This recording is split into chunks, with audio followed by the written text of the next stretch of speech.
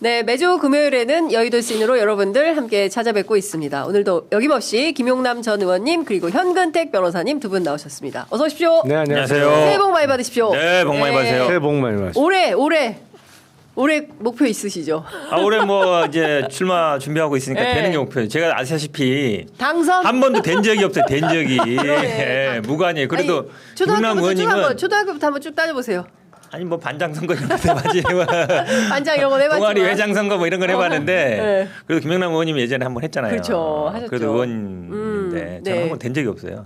한 번도 된 적이 없다. 아니 본선에 나가본 적이 없어. 본선. 아, 벽보를 붙여본 벽보를 적이 못 없구나. 붙여봤어. 벽보를. 벽보를 못 붙여봤구나. 야, 이번에 이게 처음으로 벽보 이 붙이는. 여의도 쪽에는 아니, 벽보 붙인 사람, 일단 배지를 달아본 사람과 못 달아본 사람. 그 다음에 벽보를 붙여본 사람과 못 붙인 사람 딱 나뉘더라고. 그 다음에 두 단계를 넘어야 돼. 자, 벽보의 꿈. 벽보의 꿈. 벽보의 꿈. 예, 반드시 실현되시기를. 네. 김용남 의원님은. 예, 김용남 의원님은요? 아, 저는 어제 그 숫자로 목표를 적었어요. 숫자? 오. 저는 그 숫자로 표시되지 않는 거에 대해서는 그렇게 신뢰하지 않으시는. 신뢰를 안 두기 때문에 네. 숫자로 일단 체중 관리 목표를 정했고 숫자로 확실하게 정할 수 있잖아요. 확실하다. 봉지욱이랑 같으시네요. 아, 그래요? 봉지욱도 살 빼는 게 꿈이라고. 예. 숫자로 다 정해놨습니다. 오, 그렇구나. 아니 근데 살 빼는 것만 목표는 아니실 거니까. 그러니까. 예금 잔액? 예금자네. 아니 자. 수원 법원 앞에서 제일 예. 잘 나가는 변호사로 유명한데 뭐 그 건물이 뭐 주인이 아니냐고 막, 건물주세요? 아니야, 그게 정말 잘못 알려진 제가 근무하는 법무법인이 있는 건물이 있는데 네. 그 건물이 되게 큰 건물이에요. 알아요. 그래요? 예. 근데 저는 이제 임차인이거든요. 네. 거기. 아. 근데 건물주로 소문났어요? 근데 소문은 건물주로 나서 그래서 황당하더라고. 아니 이 건물이 내 거면 예. 이렇게 정말 안 살지. 좋지. 그렇지. 아니 근데 안 지금 살지. 그 로펌 건물 그 호실 자체는 주인가네요. 아니요. 아, 그것도 진짜요? 새요. 다달이 월세 내고 있어요. 수원법원 앞에서는 근데 진짜 사건 다 쓸어가는 걸로 근데 유명한데. 황당한 소문이 많이 나요. 취재 편의점 매출이 몇 억이 몇십억이다 그래서 내가 황당무계해가지고 야 그렇게만 되면 소문이 없겠다 막 그랬는데 이 건물 주인이라고 또 소문나는 거야. 이 거 아니야? 건물은 우리 건물보다 이거 정말 훨씬 비싼 건물인데. 큰데. 예. 내가 제일 황당한 나 소문 이렇게 안 살지. 들어볼까요? 내가 제일 많이 듣는 사람들이 가끔 사람들이 와가지고 네. 저 이해찬 사위 맞아? 지금도 와서 물어보는 사람들이 있어. 지금도. 이해찬 대표 사위냐고. 이해찬 대표 사이였으면 벽보 벌써 그러니까 내가 10번을 붙였겠다. 10번을. 지난번에 어떤 대녀 회장했던 너무 웃기다. 어떤 분이 또 전화 왔어. 술 먹다가 친구들하고 야, 난 아니라는데 친구들이 자꾸 너 이해찬 사이래 맞아 하고 전화 왔더라고. 그래서 하영님 뭔 얘기예요? 나가 아직도 이러고 있겠어요. 그러니까요. 이 와중에 새해 첫날 코스피 장중 사상 최고치를 돌파했습니다. 4,238.63. 대단합니다. 자, 이 가운데 저희도 광고 먼저 좀 소개하겠습니다. 오늘 함께 해주실 광고는 아름다운 재단 광고입니다. 취재 편의점 청취자 여러분 안녕하세요. 아름다운 재단입니다. 다음은 아름다운 재단의 지원으로 진행된 활동들입니다. 천연기념물 사냥보호 이슈 리포트 제작, 도시공공 공간 인터뷰 기록집 제작, 전북 인권운동 포럼 개최, 울릉도 여행 플로깅 지도 제작, 포괄적 임신 중지 활동가 또 상담사 양성 과정 프로그램, 시민들이 참여하는 대전광역시 예산 감시 및 분석 프로젝트, 교육소의 아동 청소년 교육권 확보 방안 간담회 정말 다양하죠. 잘 생각해보면 뉴스나 신문에 대서특필되는 일은 아니다 할지라도 누군가는 해야 하고 또 하고 있는 일들입니다. 여러분들이 그런 일들에까지 걱정할 여유가 없으시더라도 괜찮으신 것은 공익에 힘쓰는 사람들과 그들을 지원하는 아름다운 재단이 있기 때문입니다. 앞으로도 시급한 일에는 누구보다 먼저 뛰어들고 남들과는 다른 재단다운 방식으로 문제 해결의 기준이 되는 우리들의 걸음이 변화의 시작이 되어 영향을 주는 그런 아름다운 재단이 되도록 하겠습니다. 하단 링크 클릭하시고 아름다운 재단을 응원해 주세요 하셨습니다. 여러분, 아름다운 재단에 함께 기부해 주시면 이게 기부자의 벽 이런 것도 있어요. 그래서 내가 참 여윳돈이 있는데 정말 좋은 데 쓰시고 싶다 하시는 분들이 있으신 것 같아요. 저희 애청자분들 중에 제법 넉넉하신 분들이 많으신 것 같습니다. 그래서 그런 분들 아름다운 재단에 기부하셔서 사회에 정말 좋은 일 하시면 좋을 것 같다라는 말씀 좀 드리겠습니다. 아무래도 돈 얘기를 많이 하네 아침에. 네, 아름다운 재단 새해가 얘기하면 되다 보니. 예. 박원순 시장님 우리 변호사 맞습니다. 생각이 예. 너무 많이 나요. 그렇죠. 그때 변호사 때 많이 맞아요. 만나고 그랬는데 예. 참 좀 네. 그래요. 아름다운 예. 재단 만드실 만드시고. 때, 예, 네. 그때 제가 한 사무실에 있었잖아요. 참여할 그래요? 때. 그럼요. 용산에? 예, 아니요. 그때는 용산 네. 아니고 어디입니까? 통인동? 안국동. 안국동. 안국동으로 안국동. 오케이, 오케이. 넘어와서 오케이. 그때 안국동에서 내려가면 어디 인사동 네. 그쪽에 사무실이 있을 텐데 정말 우리 사회의 기부 문화를 바꿔야 된다. 맞아요. 예, 그래서 좀 막 그 부자 학교에 막 몇십억씩 평생 모은 돈 기부하고 하시는데 진짜 필요한 활동에 예, 쓰면 좋겠다라고 해서 만드셨는데 지금 여러분들이 활동 많이 하고 계시니까 정말 적극적으로 아름다운 재단에 함께 해주시면 진짜 큰 도움이 될 것 같습니다. 이런 민간 기부 재단이 없죠. 다른 나라는 이런 거 많은가요? 민간 기부 재단.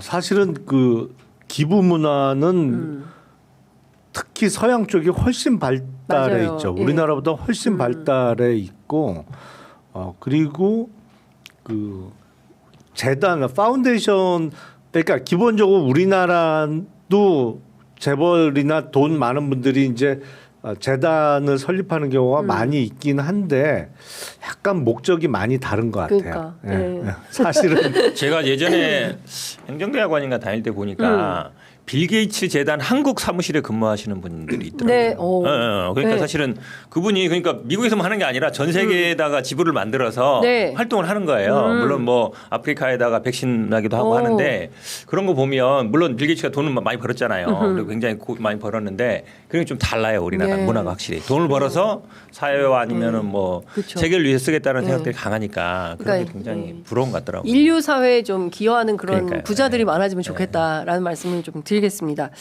자, 좋은 얘기하다가 어려운 얘기 좀 해야 될 것 같습니다. 지금 그 앞에 굉장히 곤혹스러운 가운데 박주민 의원 좀 말씀하시고 가시긴 했는데 지금 김병기 의원, 강선우 의원 사태가 일파만파 커지고 있습니다. 현근택 변호사님 곤란하실 테니까. 네. 김용남 의원님 이거 어떻게 보고 계세요? 심각하죠. 사실은 이렇게 노골적으로 드러난 사례가 거의 없을 것 같아요. 그러니까 그 전에도 공천 헌금 얘기는 있었고 가끔 그게 사법 처리까지 이어진 경우도 있었습니다만 이 당사자들의 그 대화 내용을 통해서 녹취 파일로 드러난 거는 거의 처음 아닌가? 그런 것 같아요. 라는 생각이 들 정도로 쇼킹한데 다른 방법이 없어요. 이거는 뭐 빨리 수사 결과로 진상을 밝혀야 됩니다. 근데 저는 더 걱정되는 것은 이 지금 김경 시의원 공천과 관련해서 뭐 1억이 왔다 갔다라는 앞단의 내용보다 뒷단의 내용이 더 걱정이 돼요. 근데 어떻게 컷오프가 안 되고 딴 사람들이 컷오프가 되고 그 사람이 당선 공천을 받았느냐. 이 대화가 녹음되고 나서 바로 그 다음날 단수 공천이 된 거잖아요. 그렇죠. 이게 저는 더 큰 문제라고 생각합니다. 근데 물론 본인이 이제 절대 그 제한 사유가 되기 때문에 김경의 공천에 관여한 바 없다라고 주장했는데 MBC 보도로 확인이 됐어요. 4월 22일 회의에서 강선우 의원이 김경 공천 줘야 된다라고 발언한 내용을 확인을 했습니다.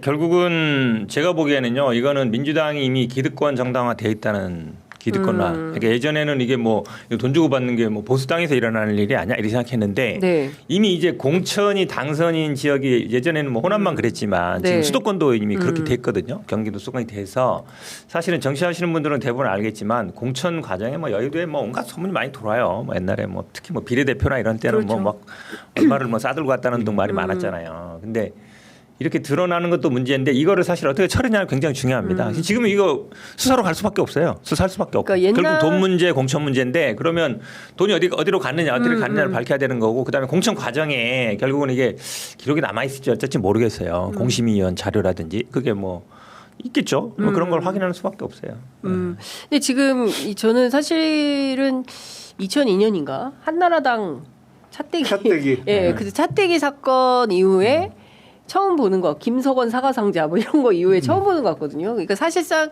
지난 20년간 한국 정치에서 돈 공천 뭐 이런 거는 잘 없었던 것 같아요. 그 이후에 있었나요? 2000년대? 소문은 많았죠. 소문? 이런저런 소문도 많고 사실은 2022년 그때 6월 1일 지방선거였죠.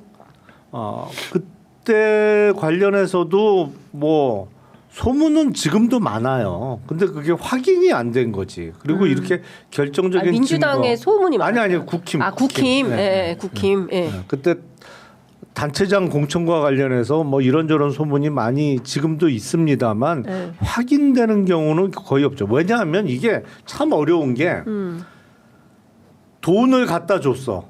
근데 만약에 공천에 영향을 끼칠 수 있는 사람이 거기서 그 자리에서 혼을 내고 돌려줘.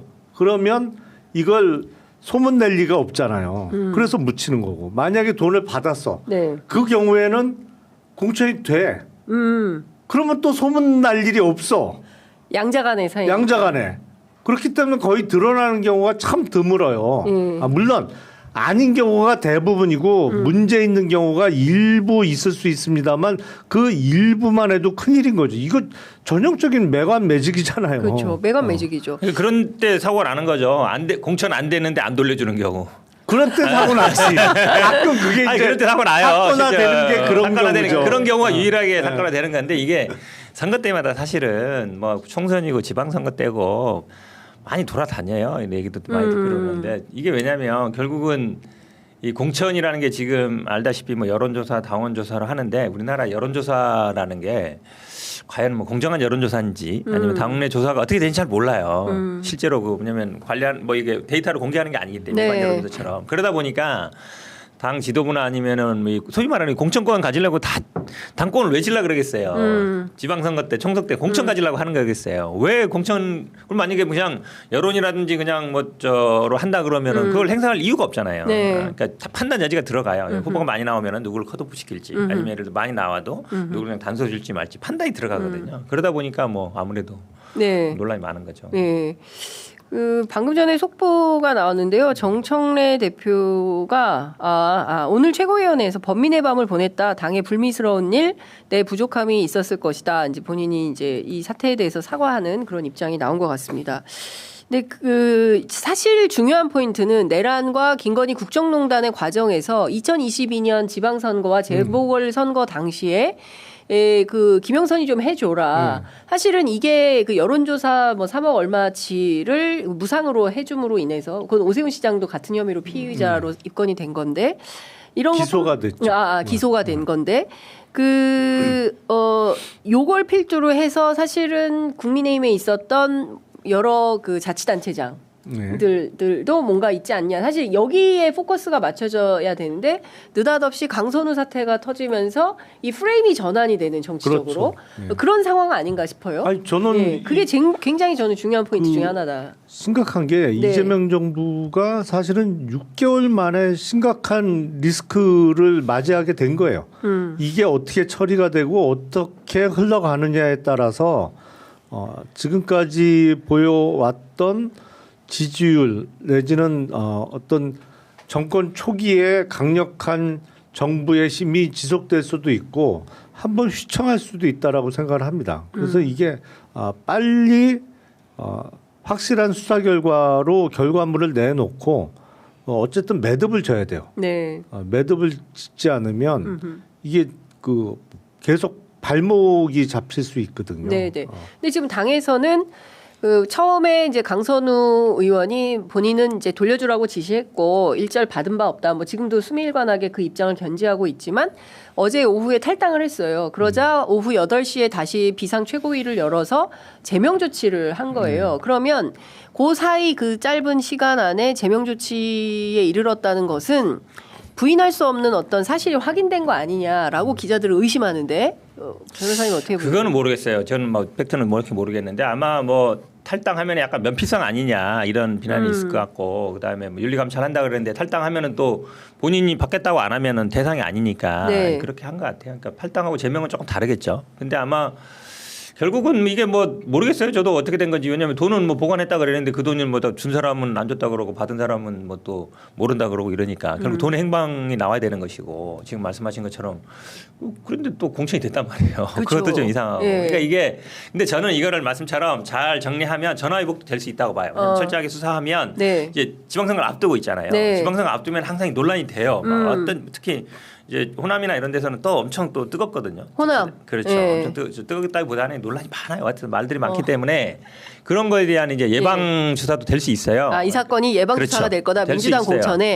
예. 그런 면에서 보면은 절대 돈 같은 거 가지고 그렇죠. 하면 안 돈 관여 된다. 안 하고 예. 그다음에 실제로 말씀처럼 실력으로 우리가 승부하자. 그렇죠. 그러니까 뭐 진짜 여론조사도 제대로 하고 예. 이런 걸로 해서 아마 제대로 신속하게 수사를 해서 밝히고 빨리 밝히고 그러면 아마 저는 뭐 전화위복 계기도 될 수 있다라고 봅니다. 그러니까 저는 처음에 이 의혹이 불거졌을 때 뭐 윤리감찰단에 강선우 의원하고 뭐 김경시 의원 넘어가고 거기에 왜 김병기는 대상에 안 김병기 의원은 빠졌냐 뭐 이런 논란이 있었잖아요. 근데 저는 그때도 애초에 이게 당내 감찰로 해결돼. 해결될 문제야? 예. 그때 바로 당에서 바로 수사 의뢰를 하든지 예, 고발 조치하든지. 더 적극적으로 고발을 하든지 해서 예. 수사로 진행을 하겠다고 바로 했어야지 이게 예. 감찰로 해결될 문제가 아니거든요. 그러니까 그거 자체가 그때 아예 뭐 출당이나 뭐 이런 당적 정리와 더불어 아예 수사기관에 수사를 촉구하는 형태의 당의 입장이 나왔던 게 맞다고 봐요. 그게 좀 이상했거든요. 네. 이게 무슨 한가하게 윤리감찰단에 그 회부한다는 게 예. 맞지 않아요. 이게 예, 사안의 예. 성격상 빠르게. 근데 빨리 이게 그런 잘랐어야지. 그러니까 그런 면이 있어요. 이게 당내 절차는 일종의 이제 행정 절차처럼 어쨌든 뭐 수사는 수사대로 해더라도 당에서는 자체적으로 조사를 하고 또 뭐 징계를 하든지 처분을 하거든요. 그러니까 아마 말씀처럼 뭐 수사 의뢰도 당에서 한다 해도 또 당에서 윤리감찰도 할 수 있어요, 사실은. 뭐 국민의힘이 이미 고발해서 그렇죠. 안 했나? 이미 고발도 돼 있고. 뭐 그럴 수도 여러 군데 있긴 한데 했겠죠. 여러 군데 시민단체도 하고 그렇죠. 뭐 정의당도 하고 뭐 이렇게 했더라고요. 근데 저는 궁금한 게 녹음을 했잖아요. 네. 이거는 이제 지금 MBC 보도에 따르면은 그 김병기 의원 측에서 했다. 네. 그리고 뭐 어떻게 흘러갔는지는 모르겠지만 이제 보도가 된 건데 그 전체 분량 22분의 내용을 들어보면 김병기 대표 되게 당혹스러워하거든요. 그리고 이거 왜 저한테 고민을 하셔가지고 저까지 곤란하게 하냐. 그리고 이거 의원님이나 저나 둘 다 공관위원이기 때문에 이거는 법률적인 책임뿐만 아니라 도덕적으로도 상당히 문제가 될 수 있다. 돈부터 빨리 돌려주고 어디 인터넷에 검색하든지 해가지고 로펌을 가라. 그래가지고 빨리 당신이 스스로 빨리 해결하셔. 이제 이런 맥락으로 얘기를 해요. 이 녹음을 왜 했을까요? 일단 근데 그게 어떤 김경 당시 후보자의 돈 문제와 관련한 두 번째 만남이라는 그렇죠. 거잖아요. 예. 첫 번째가 아니고 그렇죠. 첫 번째 얘기를 들었을 거예요. 그렇죠. 근데 김병기 의원 입장에서 이거 잘못하면 나까지 화를 당할 수 엮이겠네. 있겠다라고 생각했기 때문에 두 번째 만남을 갖게 됐고 녹음을 했겠죠. 네. 근데 그 녹음 내용은 지극히 원론적이고 당연한 얘기예요. 입장을 하고 있어요. 예. 그리고 그 녹음은 자기 일종의 보험용 내지 방어용으로 갖고 있는 상태에서 그 다음 날 김경 후보자가 컷오프가 됐으면 김병기 의원은 훌륭한 사람이에요. 적어도 아무 문제가 없는 사람일 수밖에 없어요. 네. 근데 문제는 그 다음날 단수 공천이 돼버렸단 말이에요. 예. 엉뚱하게 경쟁하던 다른 두 사람들이 컷오프가 돼버렸지. 그러니까 이게 원래 녹음을 할 때의 상황과 그 다음날의 상황이 완전히 바뀐 거예요. 그러니까 처음에 녹음한 목적은 알겠어요. 뭐 그게 도덕적 비난 가능성은 변론으로 하더라도 본인에 대한 사법적 리스크를 없애는 차원에서 녹음을 한 것으로 보이는데 문제는 그 다음날 그런 입장이었다면 그 다음날 공관위 간사로서 그 사람 안 된다 해서 제일 먼저 컷오프를 주장하고 컷오프를 시켰어야 돼요. 네. 근데 그게 안 됐잖아요. 그렇죠.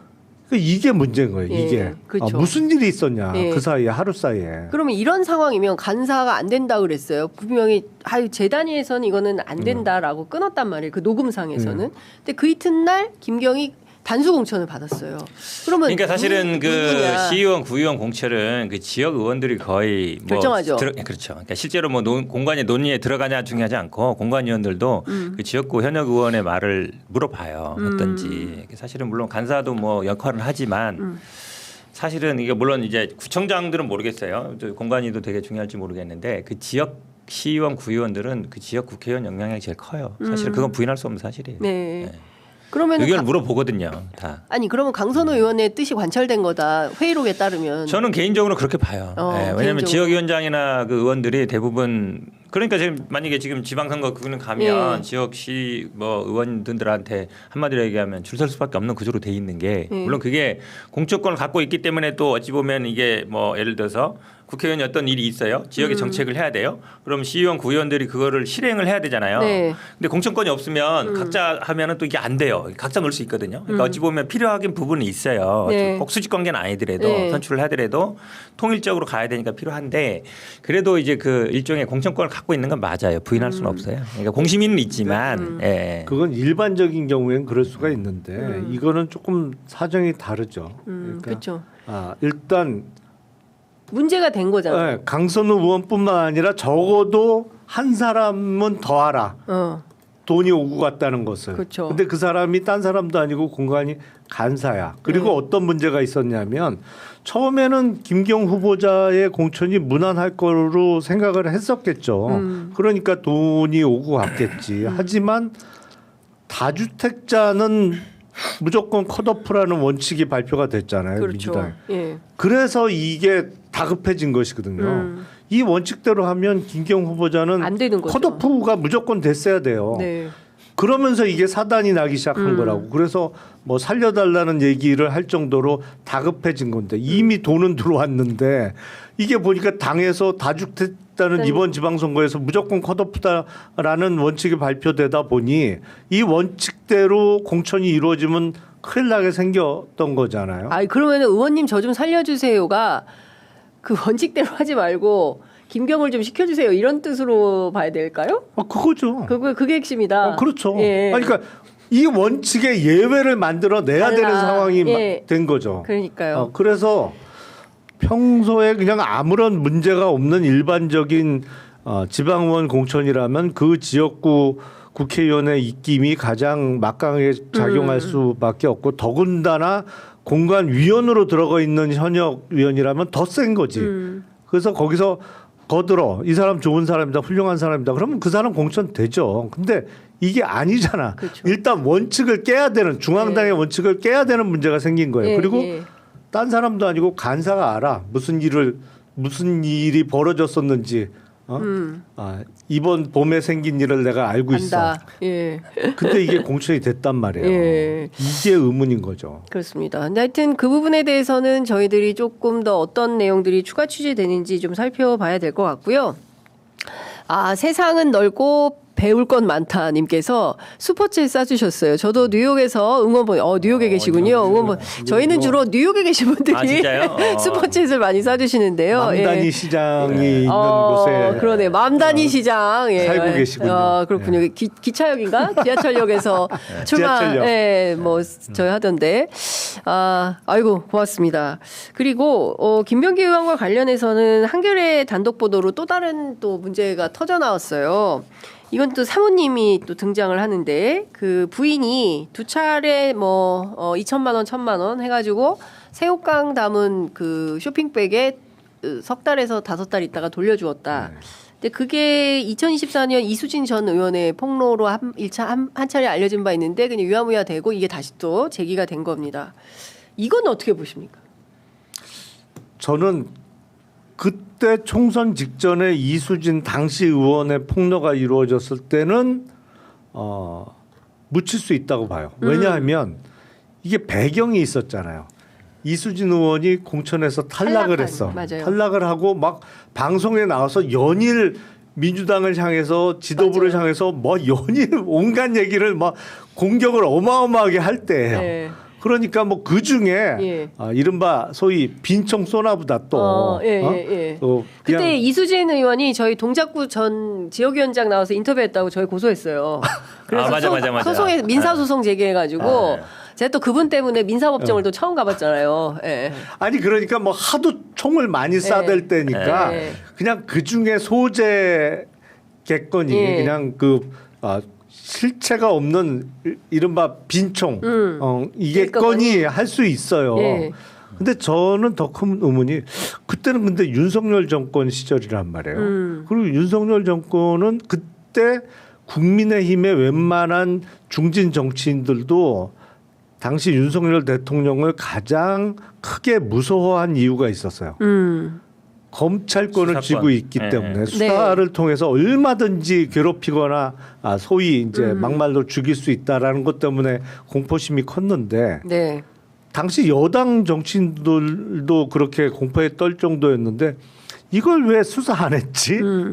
라는 의문이 있어서 그때 당시로는 이게 윤석열 정부에서도 본격적으로 수사로 이어지지 않을 정도로 조금 근거가 빈약했던 거 아닌가? 네. 라는 생각이 드는데 문제는 이번에 강선우 의원과 함께 이런 의혹이 제기되니까 이건 또 뭐지? 한 번은 더 갸우뚱하게 만드는 상황은 된 것 같습니다. 네. 방금 전에 민주당에서 당 윤리심판원에 김병기 징계심판 결정을 요청했다라는 소식이 들어와 있습니다. 어떻게 보세요? 그러니까 이게 사실은 뭐 말씀하신 것처럼 그 당시 이수진 의원이 엄청나게 이게 얘기하면서 그 전에도 물론 뭐 이 구의원들이 아마 민원제기는 했다는데 이게 돈을 사실은 이게 진수 뭐 모르겠어요. 녹음을 또 해놨는지 아니면 뭐 사진 돈 주는 사람들 보통 사진 찍어놓거든요. 찍어놓잖아요. 예, 예. 찍어놨는지 모르겠는데 뭔가 이제 진술이 있는 상태니까. 근데 이게 어쨌든 뭐 공직선거법은 아니고 정치자금법이면은 7년이니까 네. 2000년 일이면은 이제 시효는 남아 있거든요. 이것도 아마 수사의 대상이 될 수밖에 없지 않나 보여요. 네. 예.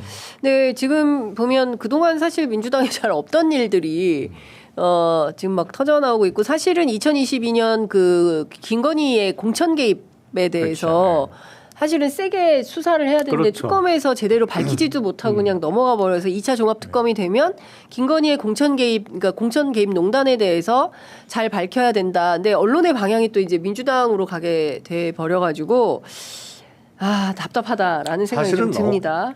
악재죠. 악재죠. 어마어마한 악재예요. 예. 이게 이제 이른바 보통 물타기가 되는 게 아니거든요. 이렇게 되면. 네, 그러니까 이게 상당히 이거를 저는 민주당이 그 적극적으로 조금 나서서 맞아요. 네. 해결을 해야 예방 주사 효과도 위기입니다. 있고, 그러니까 위기인 게 사실은 뭐 선거를 앞두고 있기도 하고 또 이게 많은 사람들이 그럴 것이다라고 생각하고 있어요. 공천 과정이나 뭐 아니면 당연히 뭐 민주당이 다르겠어? 민주당도 뭐 다 돈 주고 받는 거 아니야라고 많은 사람들이 생각하는데 그 막연한 생각들이 어쨌든 실체로 드러나는 거기 때문에 그게 더 위험한 거거든요. 그러면 이제 결국은 뭐 우리가 뭐 비대혁명으로 정권을 교체하고 했는데 똑같은 놈들이네 뭐 그러면 안 되는데 그러니까 안 되는 예, 거죠. 그러니까 예. 굉장히 중요한 문제예요. 예, 맞습니다. 그러니까 네. 국민의힘하고는 완전히 다른 정치를 그렇죠. 기대하고 그럴 거라고 믿고 있었는데 그렇죠. 이게 뭐야? 예. 그러니까 지지자들이 굉장히 허탈해지는 맞습니다. 그런 상황이 아닌가 싶습니다. 1월 11일에 더불어민주당 지금 그 최고위원 그리고 원내대표 선거가 이제 예정이 돼 있는데요. 어떻게 좀 흘러갈 걸로 보세요? 글쎄요. 이제 악재가 어느 쪽에 유불리를 갖고 올지는 정확하게는 모르겠어요. 이른바 뭐 새 대결이라는 입장에서 어느 쪽으로 튈지는 아직은 가늠하기가 어려운 상황인데 네. 이른바 언론에서 뭐 싸움을 자꾸 부추기고 더 부각시키는 측면도 있습니다만 저는 아직도 이거는 잘 적응은 안 돼요. 잘 모르겠다. 아니 왜냐하면 예. 아니 임기 초반인데. 그러니까 저는 임기 초반인데. 이게 무슨 친명계, 친청계로 네. 표현이 나온다는 게 적응이 안 돼, 솔직히. 6개월도 안 됐는데 6개월 아니 만에. 그리고 그 보수 정당에는 그렇지, 있기 있을 수 없는 어려운 일이지. 있을 수 없는 예, 예. 일. 이런 일이 있을 수가 대통령이 없거든요. 계시는데 그렇지, 무슨 그렇지. 친청계야 말도 안 돼. 그러니까 얼굴이 빨개지셨어. 빨개졌어. 적응 안 돼. 적응 안 돼요. 적응하고 있는 제가 얘기할게. 적응 중인. 사실은 뭐 우리 민주당은 예전부터 뭐 386 운동권 많고 뭐 호남 사람 많고 이런데 뭐 위에서 뭐 대통령이 한다. 예전에 보시면은 뭐 예를 들어서 문재인 대통령이 있다고 해서 당이 뭐 다 그렇지 그렇지 않았어요. 계속 민주당은 그렇죠. 항상 예. 그래요. 왜냐면 예. 뭐 쉽게 얘기하면 그 학교 다닐 때부터 쉽게 얘기하면 자기 주장들이 다 강하던 사람이에요. 예. 사회 나와서도 그렇고 예. 그래서 사실은 국민의힘에서 딱 일렬 정대로 딱 가는데 그렇지는 않거든요. 예. 그렇지는 않은데 근데 저도 이게 6개월도 안 됐는데 3개월 만에 막 나왔잖아요. 네. 좀 미안한데 지금 원내대표는 뭐 저는 모르겠어요. 원내대표 선거를 안 해봐서. 근데 연임하냐 아냐가 국회의원 돼야 최대 돼. 그래야 할 수 있어요. 아니 사실 연임 안 된다는 규정은 없어요. 근데 4개월만 한다. 네. 4개월만 하면은 근데 우리 진성준 의원이 또 4개월만 하겠다고 한 거 아니에요. 다른 그렇죠. 후보들이 되게 곤란해진 거예요. 네. 이 얘기 안 하면 한 번 더 한다는 얘기잖아요. 그러면 그러네. 다음에 나오고 싶은 사람들이 있단 말이에요. 그 사람들이 안 찍어줄 거 아니에요. 네. 다음을 다음을 봐야 되는데 네. 또 4개월만 한 사람 찍어주면 다음에 자기한테 기회가 오잖아요. 네. 근데 세 사람이 나중에 한병도 박혜련은 그 얘기 안 해. 그렇죠. 그럼 또 하겠구나. 연임하겠네. 그러면은 예. 연임하겠네요. 그러니까 이 세 사람이 굉장히 곤란한 상황이 됐어요. 아. 연임 안 한다는 말을 해야 되나 네, 말아야 네. 되나 이 고민을 근데 할 것 같아요. 연임 그 뭐 하거나 말거나 그 규정은 없다면서요? 없죠. 근데 예. 지금까지 연임한 사람은 없죠. 연임한 사람 없을 거예요 아마. 네, 거의. 없어요. 예, 그러니까 민주당은 아마 그렇죠. 근데 제가 생각해도 4개월만 하려고 물론 이제 지방선거가 있으니까 음. 공천에 관여할 수 있고 네. 그러니까 어쨌든 우리 중앙당에서는 광역은 중앙당에서 하거든요. 예. 그다음에 기초는 이제 시도당에서 하고 예. 그러니까 이제 좀 할 영향력이 있죠. 너무 붙으니까. 네.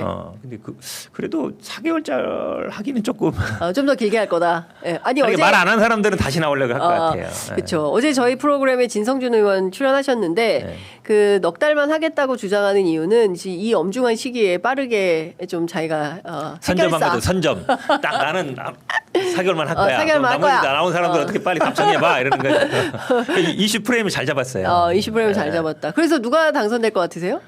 아니 지금은 진성준 그러니까 연임 안 하는 사람 대 연임하는 사람? 연임하는 사람 말을 못하지. 예. 연임하겠다고. 예. 약간 구도는 잘 잡은 것 같아요. 이분은. 잘 잡은 것 그렇구나. 같아요. 네, 근데 준비는 박정 의원이나 한병도 의원이 꽤 오래 전부터 준비를 한 것 같긴 하더라고요. 아니, 근데 아시겠지만 원내대표 몰라요? 선거 결과 네, 제일 못 맞춰요. 맞추기 어려워요. 못 어렵습니다. 맞춰, 못 맞춰. 그거는. 최고위원은 어떻게 될까요? 최고위원은 친청입니까? 친명입니까? 그것도 사실은 참 언론이 만든 프레임인데. 이게 3등까지잖아요. 네. 3명 뽑는 거잖아요. 근데 이제 2명, 3명 뭐 이렇게 구분하던데 참 모르겠어요. 지금 다 친명인데 친명이 그렇죠. 뭐 구분이 있어요. 네, 다 친명이긴 네. 하죠. 예. 자, 보도록 하겠습니다. 그리고 또 하나 또 주의해서 봐야 되는지 난감한 의제인지 오늘 뉴스공장에 출연한 강훈식 비서실장도 그런 얘기를 했습니다. 대통령도 상당히 이것은 도전이라고 생각할 거다. 도전이라는 걸 알고 있다. 누구 얘기냐면요. 이해운 후보자 얘기인데요. 좀 잘 아시죠? 아니, 이해운 뭐 후보자. 그렇게 잘 알지는 못합니다만 바른정당 알죠. 같이 저는 그때는 같은 정당 안 합당 안 가셨던가요? 했어요. 예. 그래도 소문은 많이 알고 있죠. 세 평엔 좀 일가견이 있으신 거 아닙니까? 아니 저는 만약에 보수 쪽 인사 영입 저는 그건 잘못된 일이라고 생각 안 해요. 그 확실히 넓게 가져가면 사실은 민주당이 집권 세력으로서 더 인재풀을 넓게 가져가면 사실은 야당의 운신폭은 더 좁아질 수밖에 없는 거죠. 뭐 그런 면에서는 보수 쪽 인사를 기용하는 것은 충분히 가능하고 또 바람직스럽기도 하다고 생각을 하는 사람입니다만 지금 이런저런 그 보도가 나고 있는 예를 들어서 첫 번째 보수 쪽 인사 기용 카드가 조경태 의원이었으면 어떻을까? 차라리 네. 예. 그러면 훨씬 파괴력도 크고 그랬겠네요. 훨씬 그렇죠. 좋은 카드이지 네. 않을까? 지금 현직 그 국회의원이고 최다선. 그렇죠. 국민의힘의 최다선이 육선 의원이고. 육선. 거기다가 네. 확실한 지역 기반이 있고. 네. 기반도 확실하잖아요. 그러니까 적어도 PK 쪽의 지방선거에 영향을 끼칠 수도 있고.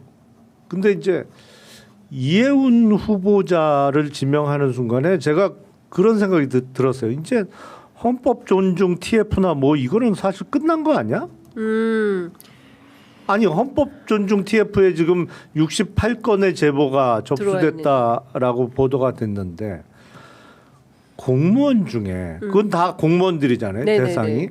공무원 중에 이해운 후보자보다 내란 옹호 내지는 윤석열 그 방어에 더 적극적으로 나선 공무원이 한 명이라도 있을까? 한 명도 없을 것 같아요. 제가 보기엔 네, 있을 수가 없지. 예, 그렇죠. 윤어게인 세이브 코리아 예. 집회. 아니 근데 어쨌든 뭐 내가 방어하자는 건 아닌데 뭐 이혜원은 그 당시 정치인이고 공무원들은 조금 다른 위치. 아니 그러니까 근데 정치인이니까 뭐 그럴 수 있었다고 치고 당적도 당신은 국민의 힘이니까 물론 국민의 힘이라도 상식이 있는 사람이면 그런 행동은 안 했겠죠. 뭐 윤석열 지키자고 삭발시까지 주도하고 그런 행동은 안 했을 텐데 뭐 국민의힘 중에 일부 인사들이 그랬던 거니까. 근데 그 사람이 지금 정치인에 머무르는 게 아니고 정무직 고위 공무원 그러니까 장관이 될 상황이 생긴 거잖아요. 네. 그러면 장관은 그랬던 사람이 기용되는 건 괜찮고 실국장이나 과장은 사석에서 윤석열 옹호하는 발언 갖고 징계를 받아야 되는 게 이게 형평성에 맞냐? 적어도 기준은 동일하게 적용돼야 되는 게 맞잖아요.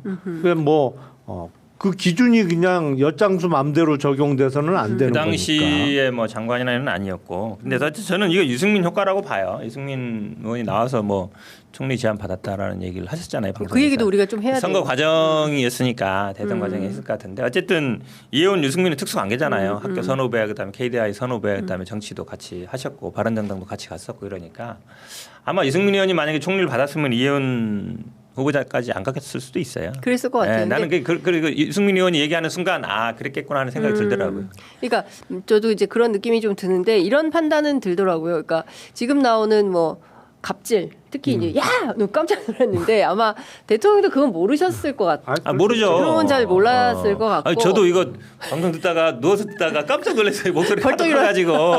그러니까 이게 정치인들은 다 아시겠지만 그 보좌관들이 항상 자기 영감님, 의원님 기사를 매일 검색해봐요. 수시로 이름 나오면은 어떤 의원실에서 저도 방송 나가면은 검색해보고 잘못 얘기한 거 있으면 얘기도 하고 이러거든요. 그러니까 그거는 사실 일상 업무예요. 네. 보좌관들이. 연예인과 정치인 특징이 있대잖아요. 자기 이름 맨날 검색해 본다고.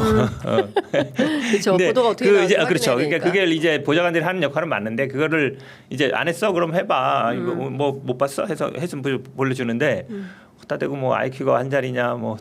두 자리라는 얘기나 너 IQ 두 자리냐는 얘기 들어봤는데 IQ 한 자리냐는 얘기나 처음 들어봤는데 소리 지르고 뭐 저 죽었으면 좋겠다. 그건 좀 근데 문제는 이거예요. 이게 2017년 거예요. 한 8, 9년 지난 거거든요. 네. 이거를 녹음해서 갖고 있었다는 거잖아요. 그쵸. 이분이 금방 듣대잖아요. 네. 그러니까 인터넷 들어왔으니까 보통 젊은 20대 그쵸. 있을 거 아니에요. 그럼 와서 좀 배워보려고 했는데 막 전화로 막 이러니까 깜짝 놀래가지고 근데 녹음을 했다는 거는 물론 자동 녹음은 아니지만 그 전에도 내가 보기에 많이 있었을 수 있어요. 그러니까 요즘은 그러니까 이게 8, 9년 전 건에 녹음 나오면 제가 보기에 아마 여의도에서 떨고 있는 의원님들 많을 것 같아. 그렇겠죠. 근데 이제 저는 그 이재명 대통령이 이제 인재를 아까 말씀하신 대로 인재를 좀 넓게 써서 지금까지 극단적으로 갈라져 있는 진영 정치를 좀 극복하고 아무것도 되지 않는 판을 좀 되는 판으로 바꿔보고 싶다라는 어떤 판단. 내가 대통령이 되면 진짜 반대파를 다 수용해서 그 얘기는 사실 2016년 촛불 선거 때도 때도 맨날 했어요. 있었어요. 네, 맞아요. 그러니까 네. 그래서 계속 극단적으로 갈라지지 말고 상식적이고 합리적인 보수와 건강한 진보가 만나서 정책을 중심으로 좀 그렇죠. 국익과 국민을 중심으로 해보자. 근데 이거는 사실 오랜 꿈인데 늘 그게 안 됐어서 이번에 한번 유승민 의원한테도 제안을 하고 뭐 이렇게 했던 거잖아요. 네. 그래서 그 얘기는 저희가 조금 이따 기본적으로 배경이 그런 거예요. 그러니까 이재명 대통령은 쉽게 얘기하면 우리가 민주당이 주류가 이제 386이잖아요. 운동권. 네. 운동 20대부터 쭉 학생 운동하면서 뭐 임무 공부하다가 사람도 만나다가 네. 근데 이재명 대통령이 그런 경험이 없어요. 맞아요. 학교 다닐 때 뭐 학생 운동하거나 뭐 이런 게 아니잖아요. 그러니까 고시공부했지. 고시공부하고 네. 변호사 돼서 시민 운동. 그 쉽게 하면 그 동기들 18기 노동법 학했던 분들이 다 지방으로 갔어요. 정성호 의원, 뭐 최원식 의원 다 그렇게 했대요. 노동법 밖에서 얘기하다가 우리는 지방으로 가자. 판검사 임용이나 뭐 서울에 대형 노펌 가지 말고 지방으로 가서 지역 운동을 하면서 나중에 뭘 하자는 게 정성호 의원도 그래서 내려간 거고 네. 이재명 대통령 내려간 거고 뭐 최원식 의원도 부천 가고 이쪽에 하방을 한 거구나. 그렇죠. 하방을 네. 한 거죠. 그러니까 약간 특이한 경우죠. 네. 근데 지역에서 어쨌든 변호사 활동하면서 시민운동하면서 쭉 해왔기 때문에 현실에서 부딪힌 분들이거든요. 그러니까 책으로 인형으로 먼저 배운 분이 아니잖아요. 정성호 의원도 보시면 정성호 의원도 학교 다닐 학생운동은 때 아니 고시공부했어요. 그러니까 스포츠예요, 스포츠. 우리가 역도부. 운동했다 그러면은 무브먼트라 그러는데 보통 우리는 그 네. 스포츠 하신 분이잖아요. 그러니까 조금 역도부. 약간 이제 이념적인 우리 민주당의 주류랑 좀 다른 경험이라 정성호 실용적인 거예요. 장관도 운동권 출신이에요. 아, 역도부 그러니까. 역도부. 그러니까 운동권. 네, 그래서 그런 데서 이념적인 배경이 달라서 저는 그게 가능하다고 봐요. 그러니까 예. 좌냐 우냐 뭐 진보냐 보수냐 이게 중요하지 않다. 실제 실용적으로 일을 네. 하는 사람이 중요하다고 보는 거죠. 근데 아니 옛날에- 그러니까 거기서 아까 말씀 중에 나왔습니다만 이제 상식적 합리적 보수 인사 그쵸. 중에 픽이 이루어져야 되는 거죠. 네. 예. 그렇죠. 그런데 왜 이해운이냐에 대해서는 좀 제가 취재해 보니까 또 청와대 안에서도 그리고 또 민주당 안에서도 상당히 그 반론이 있더라고요. 그래서 그 청와대 고위 관계자분은 이런 얘기 하셨다는 거예요. 아우씨, 내가 미리 알았으면 말렸을 텐데. 몰랐네. 인사는 발표한 다음에 아마 알았네. 대통령이 예. 직접 했을 가능성이 많아요. 그러니까, 예. 왜냐하면 그 전혀 뭐 일체. 생각 자체가 예. 그러니까 민주당에 계속 활동해온 분들은 생각할 수 없는 카드죠. 카드예요. 왜냐하면 그렇죠. 뭐 물론 개인적으로는 알 수는 있지만 뭘 같이 하는 건 잘 없잖아요. 그래서 하여튼 대통령은 판을 좀 세게 흔들어 보려고 했는데 그렇죠. 네. 생각보다 윤어게인과 상당히 심각하고 또 갑질 문제는 뭐 오늘 어제 또 나왔잖아요. TV조선에서 뭐 그 집에 가서 프린터 고치라고 했는데 가보니까 남편이 뭐 헤드폰 끼고 저 피아노 치고 있더라. 그래서 아니 남편이 고치면 왜 날 불렀어? 뭐 이렇게 했다는 거잖아요. 근데 이제 그리고 일상이었다. 뭐 고성 폭언 이런 거는 그래서 쭉쭉 나오겠죠. 편찮으신 전효국 의원도 비롯해가지고 네. 뭐 여러 한 해에 뭐 100명을 해고한 적이 있었대요. 누가요? 이해운 후보자가. 뭐 그래서 100명이면은 그런 얘기도 나오더라. 뭐라는 얘기가 나오고 있어요. 그래서 그 국민의힘 안에서 더 많은 정보가 있는 것 같아서 인천 과정이 상당히 셀 것 같다라는 생각은 좀 듭니다. 저희가 좀 지켜보도록 하죠. 그 유승민 장관, 유승민 장관. 죄송합니다. 예. 총리 될 뻔했는데 왜 장관이? 죄송합니다. 유승민 의원님 죄송합니다. 유승민 전 의원의 어제 인터뷰는 어떻게 들으셨어요?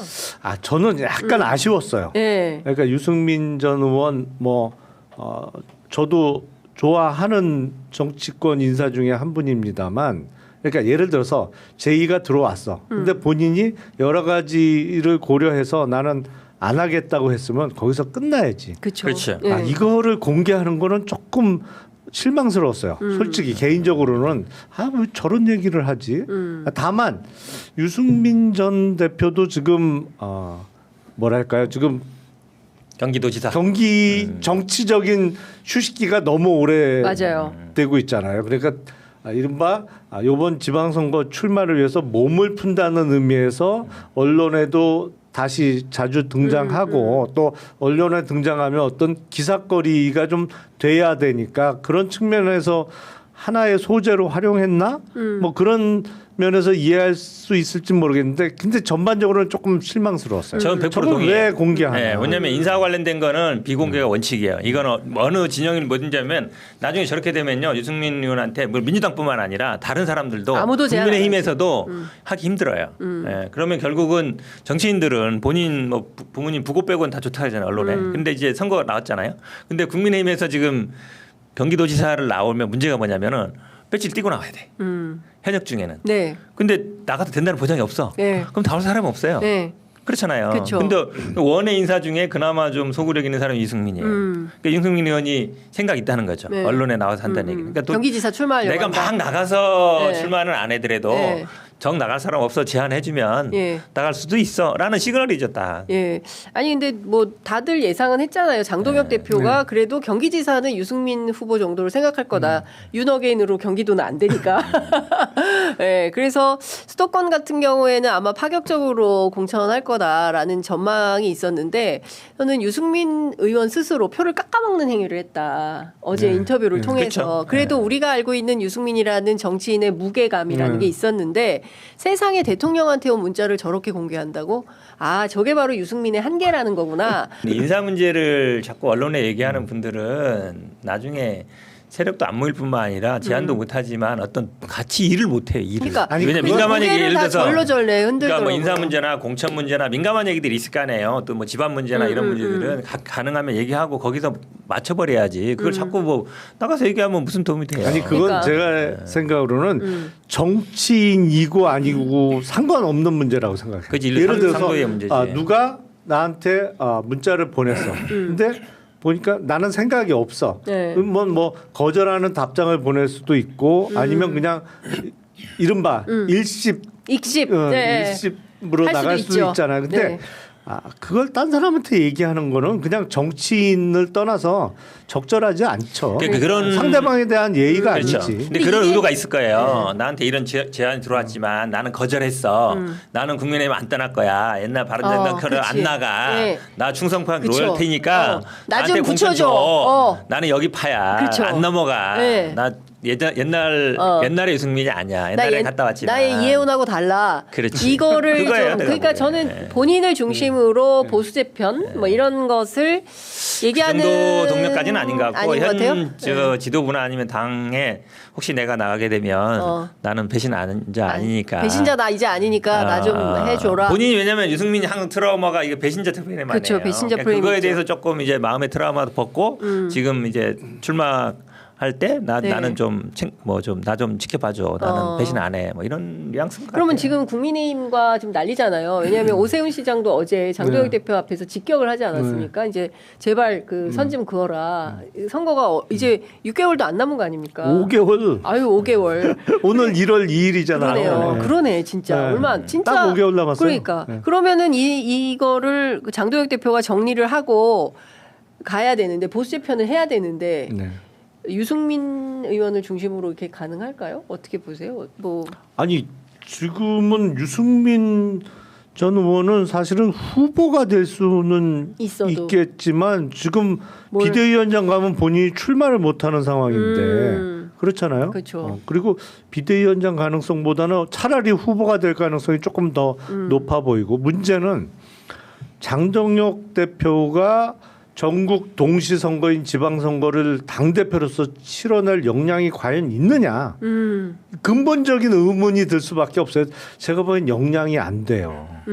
아 장동혁 대표. 네, 역량이 안 돼요. 아니 일 처리하는 거 보면 알잖아. 네. 기본적으로 작은 일은 잘하는 사람이 큰 일을 못할 수는 있어요. 네. 근데 작은 일을 못하는 사람이 큰 일을 잘하는 건 그건 원초적으로 불가능해. 작은 일을 잘해야 큰 일을 잘할 수도 있고 큰 일은 못할 수도 있는 건데 예를 들어서 지금 보세요. 당원 게시판 문제로 징계하겠다고 해. 네. 그러면 이 징계 얘기가 나오기 한참 전에 윤리위원회 구성은 끝내놨어야지. 네. 그러네요. 구성이 안 돼 있잖아요. 예. 그러니까 이건 누구한테 우리 당 윤리위원장으로 와주세요라고 할 때 그 얘기를 제의받는 사람은 뻔해. 아 나보고 한동훈 징계하라는 얘기구나. 누가 맡겠어요. 그렇죠.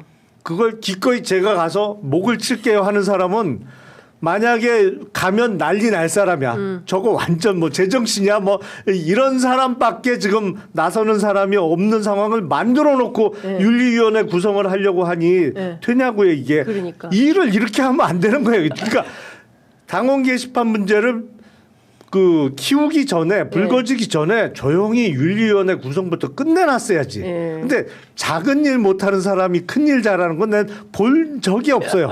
이 이유는 뻔해요. 왜냐하면 결국은 한동훈도 뭐 윤석열 배신했냐 안 했냐 그걸로 계속 뭐 공격받는 거 아니에요. 네. 장동영도 마찬가지잖아요. 그 밑에 사무총장하고 수석 최고하고 다 논의했다는데 만약에 네. 본인이 막 칼질하면 또 배신했네 이게 나올 거니까 사실은 지금까지 드러난 걸로는 한동훈이 직접 했다라는 거를 뭐 드러난 건 없어요. 가족들이 뭐 했다는 거니까. 네. 그러면 본인이 아닌데 본인을 징계할 수 있나? 이 가족들은 다 나가버렸고 그 네. 사람들이 징계 대상이 아니니까. 그러니까 이게 냉정히 지금 뭐 검사 출신, 판사 출신 다 법률가들이 보기에는 그래서 한동훈이 한 거야? 그게 제일 관심이거든요. 네. 한동훈이 했어? 한동훈 했다면 한동훈이 책임져야 되니까. 네. 근데 한동훈도 가족들이 한 걸 나중에 알았어요. 본인은 안 했다는 거 아니에요. 그쵸. 그리고 뭐 여기 조사한 거 결과 봐도 한동훈 했다는 건 없어요. 네. 그건 본인이 밝힐 수도 없어. 그죠? 수사 아니면 못 밝힌단 말이에요. 그러니까 막 언론 플레이해서 스스로 좀 어떻게 뭐 하든지 바라는데 이걸 만약에 징계를 했어. 그러면 예를 들어 한동훈이 한 거 안 나왔는데 만약에 윤리 징계를 했어. 그럼 만약에 재판에 가. 네. 그러면은 지난번에 이준석처럼 가처분도 받아줄 가능성이 있어요. 한동훈이 한 게 아니잖아. 가족인데 또 한동훈이 했다는 증거를 갖고 와봐. 그거는요 가족이 했을 거예요. 관리 네. 책임. 뭐 아니 가족이 하는 걸 어떻게 다 알아. 네. 한동훈도 계속 그런 거 아니에요. 그럼 네. 내가 24시간 뭐 가족들을 지켜보고 있냐 이거거든요. 저도 개인적으로는 한동훈이 했을 가능성도 있다고 봐요. 근데 그거 증거가 없잖아. 증거가. 네, 그러니까 저는 네. 전형적인 한동훈 대표는 그 법꾸라지 아니에요. 그러니까 법률적으로 본인이 빠져나갈 구멍을 이게 만들고 검사 내가 한 건 장동윤도 아니거든. 판사 출신이고 그러니까. 검사 출신이고 다 법률가들이 하다 보니까 검사 판사 누가 더 똑똑한 거야? 아니 그게 아니라 그러다 보니까 이게 네. 정치 영역인데 네. 계속 이제 법으로 왔다 갔다 하니까 이거 누가 하지 이러고 그렇죠. 있는 거예요. 네. 그러니까 사실은 해결이 안 나는 거죠. 결국은 그러면 수사기관에서 수사하기 전에는 네. 말씀처럼 윤리위원장 임명하는 거 하루면 해요. 그냥 네. 야 친한 사람 법조인 하면 해보 야 니 좀 아는 사람들 해서 윤리 구성해봐 그러면 일주일이면 되거든요. 민주당이 그렇게 되는데 이거를 뭐 올해 1월 중순에 또 한다는 건지 만다는 건지 뭐 어떻게 되는 건지 이건 내가 보기에는 민주당은 땡큐죠. 그러니까. 이거 그렇지 않아도 민주당 힘든데 이거 2월 3월까지 계속 갈 것 같거든요. 그래서 해결 못하고. 힘내라 장동혁. 그렇게 우리가 장동혁이다. 뭐 우리가 이러면서. 장동혁이다 막 하면서 막 힘을 내라고 하는데 네, 잘하고 있어야지. 근데 사실 그런 거예요. 그날 이제 강선 의원 터진 날이거든요. 그렇죠. 그러면 언론이 강선으로 도배돼야 되는데 정치면이 반분됐어요. 왜냐 한동훈 게시판이 동시에 터졌거든요. 그러니까 이 정무 판단은 어떻게 할 거야? 어쩔 거야? 이제 기자들이 걱정을 했어요. 국회 출입 기자들이 야 이렇게 정무 판단이 없는 대표가 있을 수가 있냐? 아니 이게 익명 게시판인데 모든 사람들 궁금한 게 또 하나 있잖아요. 네. 익명 게시판인데 누가 한동훈이라고 실명으로 쳐봤을까? 근데 쳐봤는데 그게 한동훈 익명 게시판인데 치니까 한동훈 치니까 좀 나왔다는 얘기잖아요. 야 익명 게시판에 실명으로 친 거 하필이면 근데 한동훈을 쳐볼 수 있어. 장인, 장모, 부인, 딸. 그렇죠. 그리고 또 두 그 개의 미리 그러니까 알고서 확인하지 않으면 그러니까 장인, 장모 그다음에 부인, 딸 이름을 어떻게 알면 뭐 알 수는 있지. 네. 근데 그거를 이 사람들이 글 썼을 거야라고 조회해 볼까요? 하여튼 그 가능성은 나는 여러 가지로 당원 게시판은 네. 그래서 사실은 댓글단 얘기도 나오잖아요. 네. 그때 그 지금 너무 오래된 일이어서 그렇지만 작년 요맘때 제일 뜨거웠던 게 그 댓글 게시판 사건이었어요. 그렇죠. 그래서 그때 또 함께 엮어서 나온 게 뭐냐면 김건희 씨하고 한동훈 전 대표하고 그 그렇죠. 문자 메시지로 네. 댓글 가지고 막 싸우지 않습니까? 그래서 양측이 모두 댓글단을 운영한 거 아니냐 뭐 이런 등등의 이야기들이 있었고 국민의힘이 발표한 바에 따르면 이거는 드루킹보다도 더 심각한 문제다. 응? IP가 두 개라니까. 그러니까 IP 두 개라면은 어쨌든 접속은 두 군데 됐다는 네. 얘기 아니에요. 5명이서 두 군데 썼으니까 그러니까 누군가는 뭐 드루킹에 네. 버금가는 사건이므로 드루킹가. 특검 하자고. 특검으로 괜찮다. 얘기네. 특검으로 정리해야 된다. 예. 장동혁이 특검 아까 발의하면. 속보 나온 거 보니까 한동훈 대표가 또 뭐 김병기 특검 해야 된다 그러는데 아예간 올해도 특검이 풍년일 것 같다라는 생각이 좀 그냥 듭니다. 매 사사건건 다 특검이군요. 그러니까 예, 참 그런데 하여간 매우 걱정이다라는 생각이 좀 듭니다. 잘하고 그리고 있어요. 59분 예, 59분이어서 요것만 좀 오래 짚어봤어야 되는데 시간이 없긴 한데 이 쿠팡 문제 너무 심각한 것 같아요. 그래서 국회 차원에서 국정조사 요구서를 제출하긴 했는데 이 범킴은 계속 안 나온다는 거고 이 사람 결국 미국 법에 따라서 처벌받거나 지금 뭐 주주대표 소송하고 있죠. 주주 소송. 하겠다고 했죠. 그러니까 됐는지는 이제 모르겠나? 정확하게 따지면 이제 주주 대표 소송은 우리나라에서는 이제 거기서 이기면 네. 배상금이 회사로 들어가는 제도고, 그러니까 집단 소송을 집단 소송. 미국에서 준비하고 있다는 뉴스가 나왔고, 네. 미국의 집단 소송은 그게 이제 진짜 집단 소송인 거죠. 그거는 그 원고단에 포함되지 않았던 피해자들도 네. 본인이 거부 의사만 명확히 밝히지 않으면 다 손해배상을 받을 수 있는 제도인 것이고 네. 우리나라 언론에서 표현하는 집단 소송은 사실은 법률적인 의미의 집단 소송은 아니고 그냥 다수 당사자 소송을 여러 명이 한꺼번에 한다는 의미에서 집단 소송이라고 표현이 되는 거라 완전히 네. 다르죠. 법률적인 의미가. 저는 아마 김범수 의장은 미국에 와서 재판하니까 아마 땡큐 할 거예요. 미국 재판 아시겠지만 네. 로펌 거의 돈 싸움이에요. 그러니까 사실 우리나라랑 좀 달라요. 그러니까 우리나라 중국들이 뭐 미국의 로펌 선임해서 거기 가서 소송한다? 제가 보기엔 쉽지 않아요. 그러니까요. 근데 어제 그 사장 남천동 있지 않습니까? 거기 유튜브에서 쿠팡의 전략이 밭글 형태로 돌았다고 하는데 핵심은 미국 법을 잠시 피해가면 한국에서 좀 얻어맞더라도 쿠팡에서 쿠폰 풀고 조금 노력하는 걸로 금방 소비 회복될 거라는 자신감이 있다라는 것이고요. 한국에서 뭐 책임 인정하고 미국 SEC나 사법적 문제가 더 커지니 인정할 수 없다. 자기네들이 제기된 이슈에 대해서. 이런 결과가 한국을 무시하자 전략으로 지금 일관되고 있다는 한국은 무시하자 이제 이런 전략이 계속 유지가 되고 있다는 것이고요. 똑같은 얘기 3,000건 뭐 이런 얘기만 반복을 하고 있다는 건데 그 로저스라는 사람의 태도도 그렇고 쿠팡이 보여주는 국회 무시, 의회 무시 되게 무기력하다. 국회의원들. 근데 이게 지금 저는 제일 황당한 게 뭐 그 수원시장 출신의 국회의원이 가서 저 쿠팡맨 직접 한번 해보라 그랬더니 뭐 의원님도 같이 하시죠.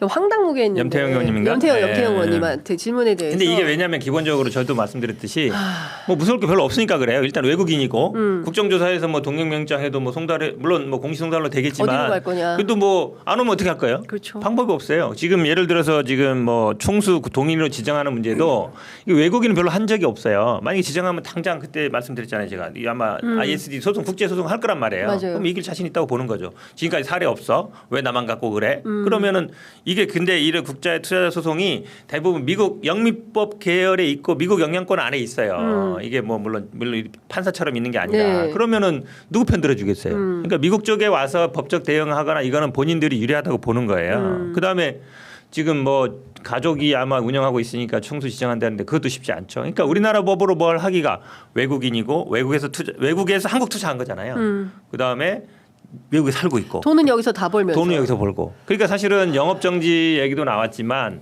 만약에 이게 뭐 부분적으로는 할 수 있어요. 밤에 야간이나 이렇게 할 수 있지만 영업 정지하면 당장 거기 택배하시는 분들, 거기 납품하시는 분들, 일하시는 분들이 영향을 받거든요. 네. 그러니까 이게 약간 진짜 오도 가도 못하는 신세가 돼서 그나마 영업 정지 얘기가 나와서 저는 아마 그 5만 원짜리 쿠폰 네. 실제로 그 쿠팡에서 그거 5천 원밖에 그것도 못 쓴다는데 저도 그 돈 내는 회원 가입했었거든요.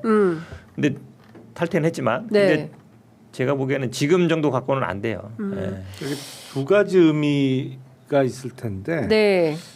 일단은 한국을 무시한다기보다는 미국 내에서 벌어질 수 있는 상황을 더 겁내는 거죠. 그렇죠. 이게 정말 큰일이거든. 네. 그러니까 가장 그 중요한 문제는 과연 이게 미국 내의 공시 대상이냐 아니냐예요. 그렇죠. 그 쟁점이죠. 예.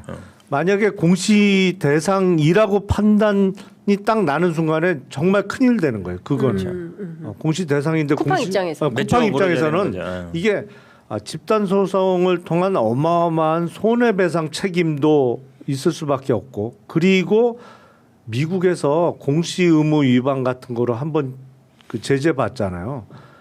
회사가 정말 휘청해요. 그러니까 우리보다 훨씬 세. 예를 들어서 지금 얘기 나온 SEC. 네. 그거는 이제 우리로 따지면 금감원 비슷한 기능을 하는 기구인데 미국 내 뭐 성격은 약간 다르기는 합니다만 SEC에서 제재를 받는다고 하면 어쩌면 상장 유지가 힘들어질 정도의 상황에 몰릴 수가 있기 때문에 쿠팡 지금 본사에 있는 사람들은 미국 내 상황에 대한 걱정이 1순위야. 네. 그리고 한국은 그 다음 순위예요. 후순위예요. 진짜 사실. 웃긴다. 근데 쿠팡 이 김범석 회장 입장에서는 미국에서는 그럴 거 아니에요. 우리는 실제로 돈은 한국서 벌어. 미국에 기여하고 있어. 기부금도 많이 내고 기여 많이 하고 있어. 네. 그럼 미국 그 사람들이 보기에는 돈은 한국서 벌어서 미국에서 기여하는구나. 좋은 잘하고 일이네. 있네. 왜 우리가 이런 회사를 왜 뭐 제재해야 돼? 만약에 미국인들 상대로 만약에 그렇게 했거나 미국인들의 정보가 유출됐거나 이랬으면 당장 세게 지지하겠죠. 네. 근데 이제 정보 유출은 한국에서 됐네. 네. 미국에 뭐 큰 피해 없잖아.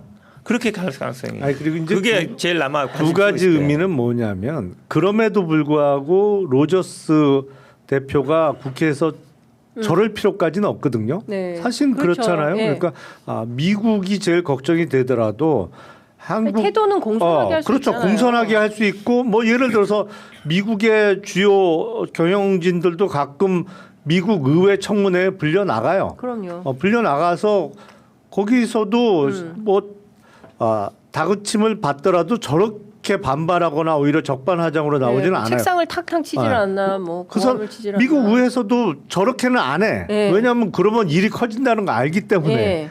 근데 왜 저러냐? 예. 제가 보기엔 어드바이스를 제공하는 층 쪽에서 좀 나쁜 의도를 갖고 있는 거 아닌가라는 어떤 나쁜 의도요? 의문을 갖게 되는데 네. 가끔 그런 경우가 실제로 있어요. 어떤 의도적으로. 일을 키워. 그렇죠. 왜냐면 이 일이 더 커지면 더 오래 가잖아요. 아. 보통은 타임 차지로 받거든. 아, 그래서 야. 가끔은 엉뚱하게 어드바이스를 하는 경우가 있어요. 그래서 야. 일을 확 키워버려. 로펌의 이익이구만. 이게 그러면 네. 10억짜리가 100억짜리가 돼. 나중에 보면. 이게 진짜 대단합니다들. 예, 아이고 한국이 우리 우스운 거죠, 한마디로 편의점에서는 얘기하면. 우리 편의점에서는 상상하기 어려운 일들이 마구 벌어져가지고요. 참 그렇습니다. 자, 어쨌든 저희가 주목하고 있는 현안들에 대해서 일체의 그 고려 없이 다 보도한다라는 원칙에 따라서 저희가 세게 오늘 다 보도했습니다. 저는 다음 주에는 월화수 대통령님 따라서 중국에 갑니다. 오, 네. 드디어 순방 따라가요? 예, 아니요. 저희 작년에도 갔습니다. 일본에. 어디? 일본에. 예. 막 미국 막 이런 데는 유럽은 미국은 저희가 비자 때문에 못 갔고요. 예, 그리고 일각에서 뭐 돈이 없어서 못 간다라는 소문이 있긴 했는데 예, 올해는 돈이 없어도 원래 중국 달러빚을 내서라도 원래 가야겠다. 중국 전문이시잖아요. 아이, 뭘 중국 전문이요. 중국어도 좀 하지 않아요? 중국에 제가 그 맛집 많이 알아요. 예. 중국어도 좀 하신다고 북경에. 그러는데. 아니 뭐 중국말이야 뭐 밥은 시켜 먹는데 그러니까. 여타 다른 거 잘 못한다는 말씀드리고 여튼 그래서 월화수 저희가 특별한 그 진행자가 오셔서 함께 해주시니까 여러분들 꼭 함께 해주시고 또 저희가 부지부식간에 또 막 영상이 뜰 수가 있어요. 미리 준비한 영상들 또 북경에서 상해에서 보내는 영상들 여러분들 함께 사랑해 주시면 좋을 것 같습니다. 두 분 오늘 너무 재밌었고요. 오늘 오랜만에 동접이 14,000을 돌파했습니다. 네. 내가 사실 너무 훌륭하십니다. 이거 갖고 왔는데 이재명 이거 그거 뭐예요? 이거. 와, 연합장. 와, 연합장. 3만 명 보낸 건데 이게 원래 하기로 돼 있었는데 안 해가지고. 연합장. 의원님도 받으셨죠? 받았지 당연히 예. 전 의원님이니까. 근데 그 누구죠? 우리 민경호 의원님. 그러니까 그 얘기 할 줄 알고 갖고 왔는데. 무섭다.